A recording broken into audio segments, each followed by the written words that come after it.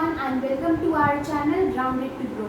तो जैसे कि हम पढ़ रहे थे चैप्टर ग्रेविटेशन और लास्ट 2 क्लासेस में we discussed about the equations of motion for freely falling bodies। Now from today's class we are going to start a new topic that is mass। Now basically mass actual में होता क्या है, हमने different terms में mass को समझा होगा। हमारे लिए mass एक तरीके से weight ही होता है, यानी कि like suppose जिस भी बॉडी का वेट होता है दैट इज द मास। कोई बॉडी लाइट मास, किसी बॉडी का कम मास होता है और किसी बॉडी का ज़्यादा मास होता है। But in this topic you will learn that mass and weight they both are different terms। Yes, mass is another term whereas weight is a different term। You might use them like equally, you might treat them equally till now, but when you will learn the difference between both of them, I'm sure you won't use them as single word। So let's get started with learning that what is mass। Now basically what is mass? It is the quantity of matter or material contained in it or contained in any object or body। Basically कोई भी body या जो object है उसके अंदर जो material या फिर जो मैटर है उसकी जो क्वांटिटी है उसके बेसिस पे हम क्या कैलकुलेट करते हैं, mass. So the mass of any object और any body is the quantity of the matter और the material which is contained और which is being possessed by that body or the object। Now basically mass is a scalar quantity, that is it does not takes into consideration the direction, यानी कि जो मास होता है वो direction को consider नहीं करता। So that's why mass is a scalar quantity. The next point is that the SI unit of mass is kilogram and mass is denoted by a small m। So if you want to write mass then you can even write this small m because mass is represented by small m। The SI unit of mass is kilogram and it is a scalar quantity। Now let's discuss a very important point about mass। The mass of a body or object is constant। Now basically what does this word constant means? Actually this word constant means that the mass of any body or object will remain same from each and every place। That is, if you are standing here then the mass will remain same, or if you are anywhere on the earth or any other planet in the universe or anywhere in the universe then the mass will remain same। So a mass of a body or object it remains same and it does not changes from place to place।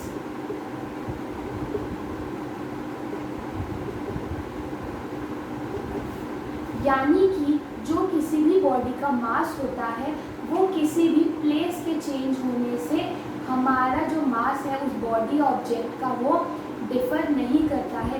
यानी कि अगर एक body या फिर एक object का मास अर्थ पे 10 kilogram है तो वो चाहे किसी भी प्लैनेट या फिर कहीं भी यूनिवर्स में चला जाए then its mass will remain the same, that is 10 kilogram. So the mass of any body और any object it will remain constant and it will not change or it will not vary when the place changes।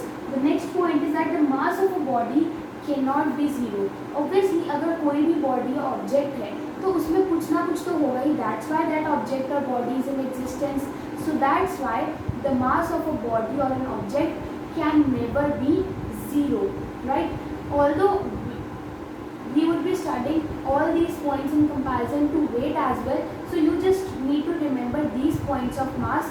These would help you to learn more about weight as well, which is another term but not the same term as mass। So what is mass? The quantity of matter or material which is contained in that object or body। It is a scalar quantity, its SI unit is kilogram and it is denoted by small m।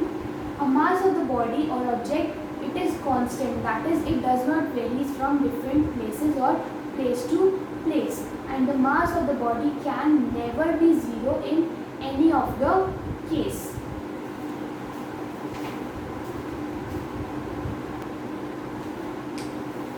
Now let us learn about weight in detail। Basically weight, what is weight? It is the force with which an object or any body, it is attracted towards the center of the earth. यानी कि कोई भी body जब किसी force की वजह से centre of the earth की तरफ अट्रैक्ट होती है तो उस फोर्स को हम क्या कहते हैं? Weight. So weight is that force with which any object or any body gets attracted towards the center of the earth. यानी कि बेसिकली जो सेंटर ऑफ द अर्थ है उसकी तरफ जब भी कोई बॉडी या चीज़ या फिर ऑब्जेक्ट अट्रैक्ट होता है due to some force, and that force is called weight. Now basically हमने क्या पढ़ा था? Force is equals to mass into acceleration. कि बेसिकली जितना हमारा मास होगा और उसको एक्सेलरेशन से मल्टीप्लाई करेंगे then we will get force. And in this we study first point में हमने क्या पढ़ा? That weight is the force जिसकी वजह से कोई भी एक ऑब्जेक्ट जिसका कुछ मास है वो अर्थ की तरफ, अर्थ के सेंटर की तरफ अट्रैक्ट होता है. यानी कि इस फॉर्मूले में बेसिकली हमारा जो फोर्स है, what is that force? It is weight. So weight it is equals to mass into acceleration. और कोई भी ऑब्जेक्ट जब अर्थ के सेंटर की तरफ या अर्थ की तरफ अट्रैक्ट होता है so in that case the acceleration is caused by gravity. तो क्या मैं एक्सीलरेशन को ग्रेविटी से रिप्लेस कर सकती हूँ? Then my formula becomes W is equals to mass into gravity. So ये हमारा एक फॉर्मूला आ गया वेट का, या फिर ये एक रिलेशन भी आ गया हमारा मास और वेट का, कि mass and weight they both are not the same terms. Weight is equals to mass into gravity. यानी कि बेसिकली जो हमारा मास है वो तो कांस्टेंट ही रहता है हर जगह पे, लेकिन जो हमारा वेट है वो ग्रेविटी के ऊपर भी डिपेंड करता है. तो बेसिकली हमारे पास ये फॉर्मूला था force is equals to mass into acceleration. और हमने फर्स्ट पॉइंट में पढ़ा कि बेसिकली जो वेट है वो एक फोर्स है जिसकी वजह से कोई भी ऑब्जेक्ट अर्थ की तरफ अट्रैक्ट होता है, अर्थ की तरफ एक्सीलरेट होता है. यानी कि इस फोर्स को मैं वेट लिख सकती हूँ because weight is a force. Weight is a force, so that's why मैंने फोर्स को वेट से रिप्लेस कर दिया. और इस फोर्स की वजह से कोई भी ऑब्जेक्ट जिसका कुछ भी मास हो that is getting attracted towards the centre of the earth. यानी कि वो object centre of the earth की तरफ अट्रैक्ट हो रहा है तो ऑब्वियसली वो कोई मोशन शो करेगा, that is acceleration. So acceleration is caused by gravity. इसीलिए मैंने एक्सेलरेशन को यहाँ पे ग्रेविटी से रिप्लेस कर दिया. तो मेरा वेट का फॉर्मूला आ गया weight is equals to mass into gravity. So this is the formula of weight, and weight is represented by capital W. So weight is equals to mass into gravity. The next point is that weight is a vector quantity. That is, weight even takes directions into consideration. So हमने ये एक difference पढ़ा. Mass is a scalar quantity whereas weight is a vector quantity. The next point is that SI unit of weight is Newton. Basically हमने पढ़ा कि weight it is a force. तो force की SI unit क्या होती है? Newton. So that's why weight की SI unit भी Newton होती है. So the SI unit of weight is Newton. The next point is that weight of a body is not constant. यानी कि अगर कोई बॉडी है तो उसका जो वेट है वो कांस्टेंट नहीं रहेगा. ऐसा हो सकता है, और ये आपने काफ़ी बार सुना भी होगा कहीं कहीं पे कि जो हमारा वेट अर्थ पे है उससे काफ़ी कम वेट हमारा मून पे होता है. यानी कि जितना वेट मेरा अर्थ पे है उतना वेट मेरा मून पे नहीं होगा, because the weight of a body is not constant. यानी कि किसी भी बॉडी या किसी भी ऑब्जेक्ट का जो वेट है वो कांस्टेंट नहीं रहता, बल्कि वो प्लेस के हिसाब से चेंज होता रहता है. अब ये माइंड में आता है कि वेट जो है वो डिफरेंट प्लेसेस की वजह से चेंज क्यों करता रहता है. ये हमारा फॉर्मूला है, let me write it here. Weight is equals to mass into gravity. ये हमारा फॉर्मूला है वेट का. Weight equals to mass into gravity. ना अगर मुझे वेट निकालना है, मेरा जो वेट है वो इन्हीं दोनों चीज़ों पे डिपेंड करेगा, दैट इज़ मास और ग्रेविटी. ये मुझे पता है कि जो मेरा मास है वो कांस्टेंट रहता है, यानी कि जो मेरा मास है वो हर जगह सेम रहता है, लेकिन जो मेरी ग्रेविटी है वो चेंज होती रहती है। यानी कि अगर मेरी अर्थ पे 9.8 ग्रेविटी है तो मेरी मून पे 1/6 ग्रेविटी होगी, दैट वी हैव स्टडीड। तो अर्थ पे अगर मेरी ग्रेविटी 9.8 मीटर पर सेकेंड स्क्वायर है तो मून पे मेरी जो ग्रेविटी है that would be 1/6 of the gravity of the earth. यानी कि जो मेरा मास है वो तो कांस्टेंट रह रहा है, लेकिन जो मेरी ग्रेविटी है वो तो चेंज हो रही है ना। तो ग्रेविटी के चेंज होने की वजह से ही जो हमारा वेट है वो भी कांस्टेंट नहीं रहता and it keeps on changing. So weight of a body is not constant due to its, क्योंकि जो वेट है वो हमारा ग्रेविटी पे भी डिपेंड करता है and gravity differs from place to place. So we can say that weight of the body is not constant. So ये एक और डिफरेंस आ गया मास और वेट के बीच में। मास जो होता है वो हर प्लेस पे कांस्टेंट रहता है, लेकिन जो वेट है it changes from place to place और it does not remains constant. The next point is that the weight of a body can be zero. The weight of a body can be zero. अब basically ये जो formula हमने पढ़ा था इसी से हम कैलकुलेट करते हैं कि वेट ऑफ द बॉडी कब जीरो हो सकता है। अब बेसिकली अगर मेरा वेट जीरो है यानी कि zero is equals to mass into gravity. अब बेसिकली इसको इक्वेट करने के लिए मेरे मास या फिर ग्रेविटी में से कोई एक चीज़ का ज़ीरो होना चाहिए ताकि मेरा वेट भी ज़ीरो आ जाए। और ये मैंने मास के टॉपिक में पढ़ा था that mass can not be zero, यानी कि जो मेरा मास है वो तो किसी भी कंडीशन में ज़ीरो नहीं होगा। तो मेरा वेट कब ज़ीरो होगा? जब मेरी gravity it would be equal to zero. So when gravity is equals to zero then in that case weight is also equal to zero. तो यानी कि ऐसी जगह जहाँ पर मेरी ग्रेविटी ज़ीरो होगी तो उस जगह पर मेरा वेट भी ज़ीरो होगा। Now let me give you an example. Basically हमने पढ़ा था कि जो अर्थ का सरफेस होता है उस पर हमारी ग्रेविटी होती है 9.8 मीटर पर सेकेंड स्क्वायर। लाइक ये जो मेरा अर्थ का सरफेस है इस पर होती है 9.8 मीटर पर सेकेंड स्क्वायर ग्रेविटी। अगर मैं ऊपर जाती हूँ तो भी मेरी ग्रेविटी डिक्रीज होती है, और अगर मैं नीचे जाती हूँ यानी कि अगर मैं अर्थ के सरफेस से ऊपर जाती हूँ that is in the air, तो उस टाइम पे भी मेरी ग्रेविटी डिक्रीज होती है। और अगर मैं अर्थ के सरफेस के अंदर जाती हूँ that is towards the centre of the earth, तो वहाँ पर भी मेरी ग्रेविटी डिक्रीज होती है। And at the centre of the earth, the gravity is zero. तो यानी कि अगर मैं अर्थ के सेंटर पे पहुंच जाती हूँ तो वहाँ पे ग्रेविटी हो जाएगी ज़ीरो, और उस केस में मेरा वेट भी हो जाएगा ज़ीरो। सो जो हमारा वेट होता है वी कैलकुलेटेड कि जो वेट है हमारा it depends on gravity. Gravity एक प्लेस से दूसरी प्लेस पे चेंज होती है, इसलिए वेट भी हमारा चेंज होता रहता है। और ग्रेविटी ज़ीरो हो सकती है तो इसीलिए हमारा वेट भी ज़ीरो हो सकता है। तो ये दोनों हम जो टॉपिक्स पढ़े वेट और मास, इससे क्या क्या कंक्लूड कर सकते हैं हम? फर्स्टली मास जो होता है वो होता है क्वांटिटी ऑफ द मटेरियल जो एक ऑब्जेक्ट या बॉडी में है, एंड वेट क्या होता है? फोर्स जिसकी वजह से कोई भी ऑब्जेक्ट या बॉडी अर्थ के सेंटर की तरफ अट्रैक्ट होता है। Mass is a scalar quantity whereas weight it is a vector quantity. Mass जो होता है उसकी एसआई यूनिट होता है किलोग्राम और वेट की होती है न्यूटन। मास को हम स्मॉल m से रिप्रेजेंट करते हैं और वेट को हम कैपिटल W से। मास जो होता है वो कांस्टेंट रहता है, it does not changes from place to place, और जो वेट है it changes from place to place. And जो मास है it can never be zero in any of the case, whereas our weight can be zero when gravity is zero. So these are the points of difference between mass and weight.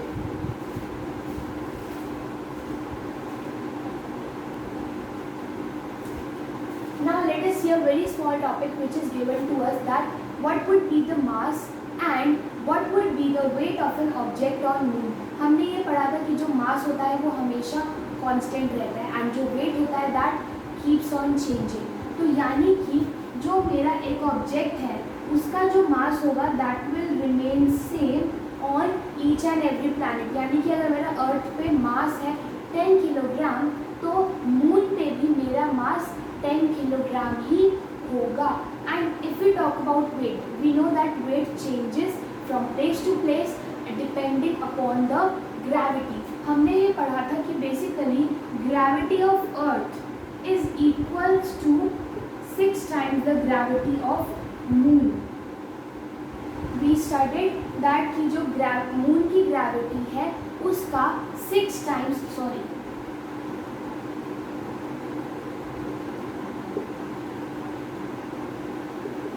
कि जो अर्थ की gravity है that is equal to 6 times the gravity of moon. तो अगर मुझे gravity of moon निकालनी है तो मेरी ग्रेविटी ऑफ मून क्या आ जाएगी, 1/6 times the gravity which is of earth. तो यानी कि अगर मेरा कोई ऑब्जेक्ट लाइक उसकी जो ग्रेविटी है अर्थ पे, अगर मेरी ग्रेविटी है लाइक सपोज 6 मीटर पर सेकेंड स्क्वायर, तो मेरी मून पे क्या ग्रेविटी होगी, 1 मीटर पर सेकेंड स्क्वायर. और हमने ये देखा था कि जो वेट होता है that depends on the gravity. तो सेम केस दैट इज जो हमारा वेट होगा moon, weight on moon that would be 1/6 weight on earth. यानी कि अगर मेरा अर्थ पे लाइक सपोजिंगली अर्थ पे मेरा वेट है 6 न्यूटन, तो वो मून पे कितना होगा, 1 newton, that is 1/6 of the weight on the earth. यानी कि मून पे जो मेरा मास है वो तो सेम रहेगा, लेकिन जो मेरा वेट है that will become 1/6 as that on earth. यानी कि अगर मेरा अर्थ पे वेट 60 न्यूटन है तो वो मून पे 10 न्यूटन्स हो जाएगा. So this was a small topic. Now let us discuss some of the questions based on wait.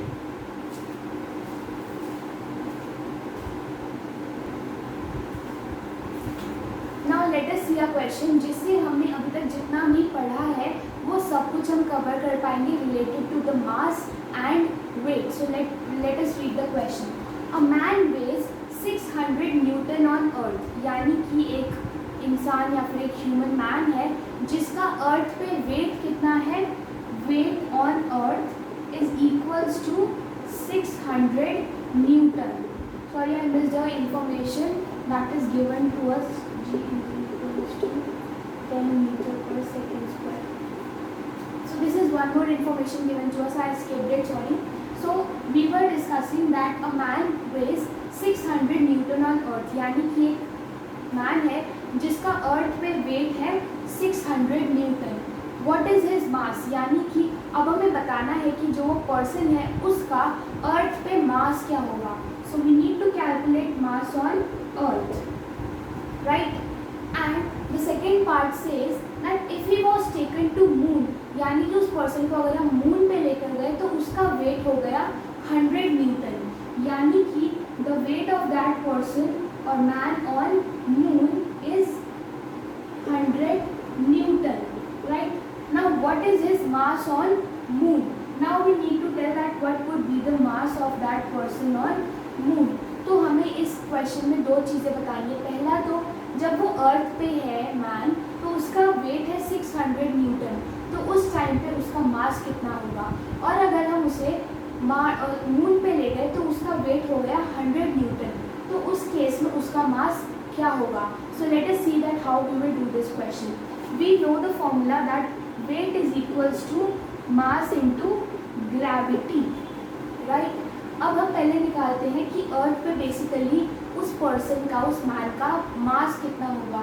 Wait is given to us 600 Newton.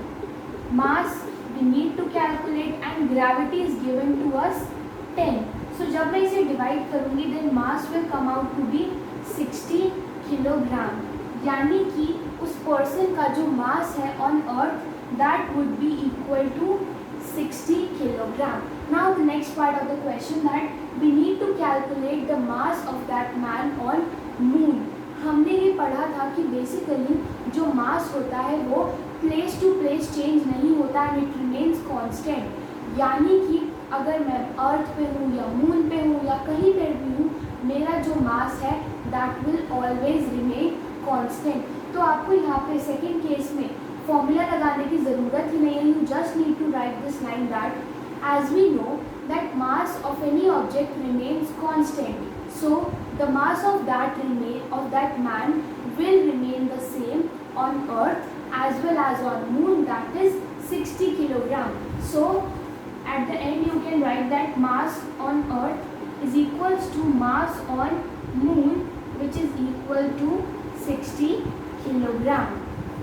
So you can write this at the end by mentioning or quoting that line that mass remains constant at every place. So this is the answer, that mass on earth is equals to mass on moon of that man, which is equals to 60 kilogram. So thank you, and do like our videos and subscribe to our channel Grounded to Grow for more related videos.